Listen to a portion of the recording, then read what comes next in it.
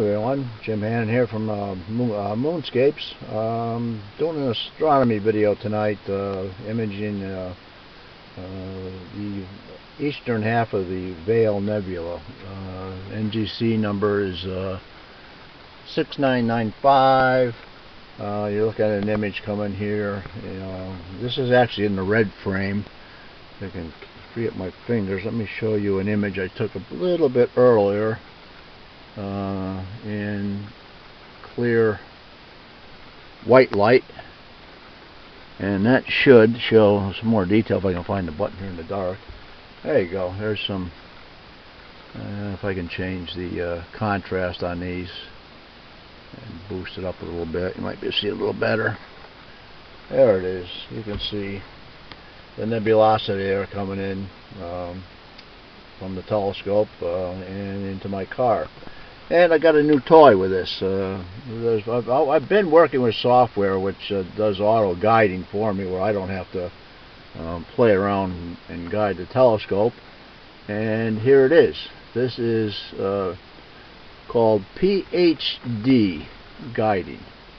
Let me display the graph here for you.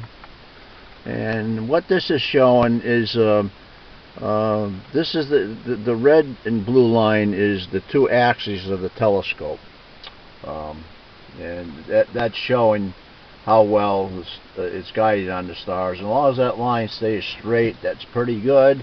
And this number down here at point, you're probably not going to be able to see it, but down in here it says 0.20. That's excellent. You want to stay anything below 1.0 and you're doing good, and I'm at 0.20, so that's excellent. Now these lines that you see dropping down here off the graph, they may look like big jumps. That is called dithering, and it's something that I never had access to until I got this new program. And what it does is, why the telescope is taking its image, every third image, the software here that we're running tells the telescope to move just a pixel or two and take the next image over a little different spot, and it keeps doing that, moving it around. And the reason it does that is because if you keep on imaging for, in our cases we go hours sometimes for some of these images, and you take an image right over the same pixel, you get electronic noise that builds up, and it's just about impossible to take out. So that's what this does, and it's a great improvement over the program that I used to use, where it would just guide and right over the same spot all the time.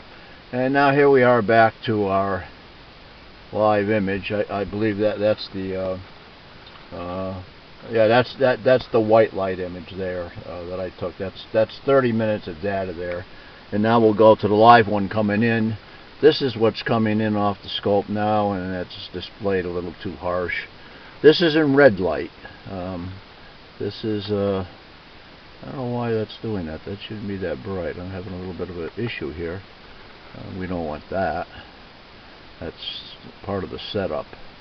For some reason I am having an issue with display. That display should not be that strong. I don't know why it is.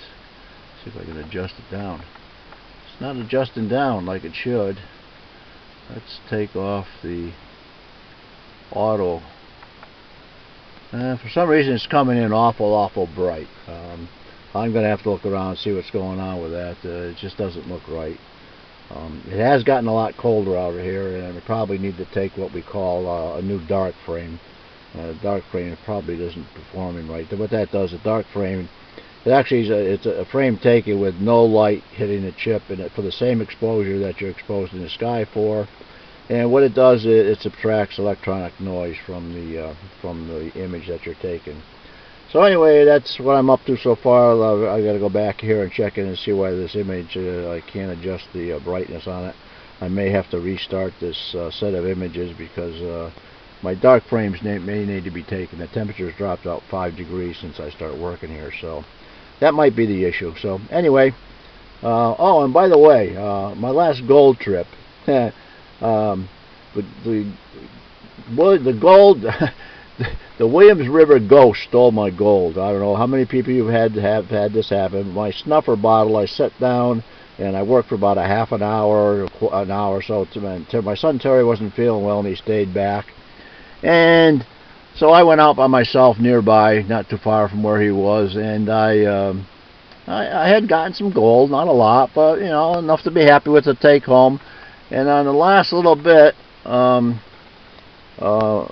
gold I got, I decided, well, you know, here's another little spot across the way. Let me go check this out before I leave. And sure enough, I go over and I get very little more gold, and I put it in a snuffer bottle, and I'm all set to leave. And I say, now one more pan. And that one more pan, somehow my elbow hit it, and when I picked up my stuff to go home, my snuffer bottle was gone. The ghost of the Williams River took it. It's somewhere in the Williams River right now. So I don't know how many other yous have done that, but it's not a good feeling.